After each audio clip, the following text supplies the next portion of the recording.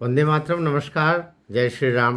इस बार समाचार भारत से नहीं, इजराइल से नहीं, ईरान से नहीं, समाचार है अमेरिका से। अमेरिका के जो नेशनल काउंटर टेररिज्म सेंटर के अर्थात एनसीटीसी के जो डायरेक्टर है, प्रमुख है, उन्होंने अपने पद से त्यागपत्र दे दिया। त्यागपत्र देने का कारण उन्होंने बताया कि वे ईरान के साथ में जो अभी इजराइल के साथ मिल करके और अमेरिका जो युद्ध लड़ रहा है वो उसके पक्ष में नहीं है, आरंभ से ही पक्ष में नहीं थे और अब उनकी अंतरात्मा कहती कि बहुत गलत हो रहा है।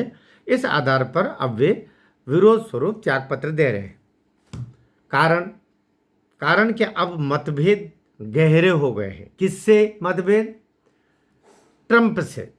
ट्रंप के बारे में उनका क्या कहना है? उनका कहना है कि ट्रंप 79 साल के हैं, 79 ईयर्स के हैं और जून 2025 में ट्रंप जानते थे कि अमेरिका को मिडिल ईस्ट अर्थात ये जहाँ ईरान, इराक, इजराइल, ये सब जो है इसको मिडिल ईस्ट बोलते हैं।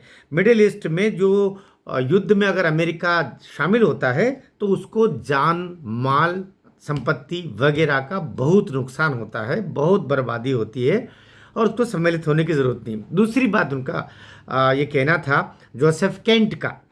ये सारा विरोध कौन कर रहा है? जोसेफ केंट, जिनको जो केंट भी कहते हैं।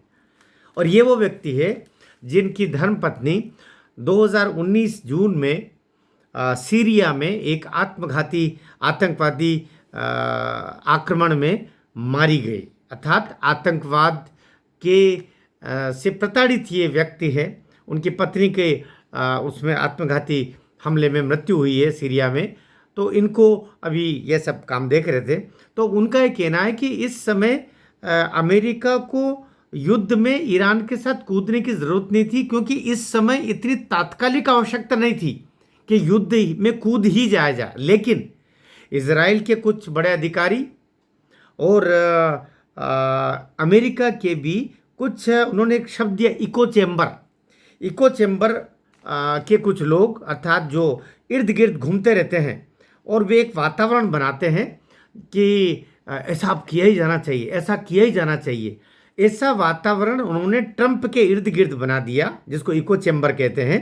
कहा उन्होंने जोसेफ केंट ने कि इको चेम्बर के लोग, और उन्होंने 79 वर्ष के ट्रंप को इस तरीके से सहमत करवा लिया कि इस समय अगर ईरान के ऊपर आक्रमण नहीं किया तो बहुत नुकसान हो जाएगा, या कि वो आशय कोष्ठक में बात है कि ये यूरेनियम बना लेंगे, परमाणु बम बना लेगा और ऐसा कर ही लेगा।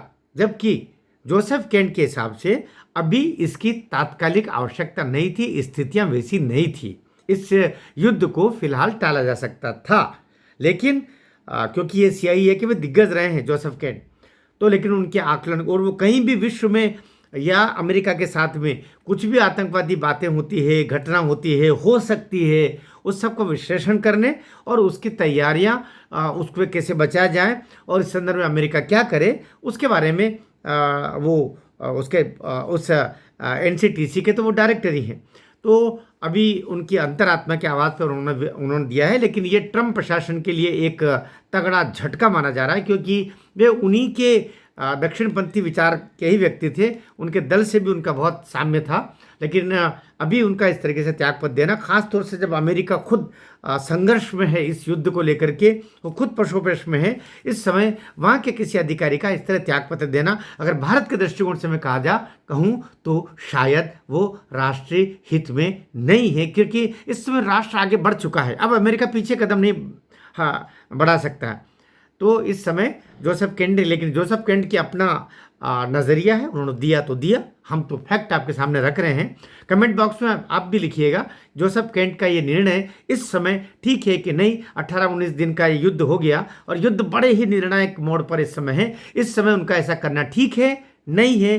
ट्रंप ठीक कर रहे हैं, नहीं कर रहे हैं? युद्ध अब आगे किस मोड़ पर जाएगा और जो स्ट्रेट ऑफ हॉर्मस है वो क्या रंग दिखाएगा, इस बारे में नीचे टिप्पणी अवश्य कीजिएगा। भारत माता की जय।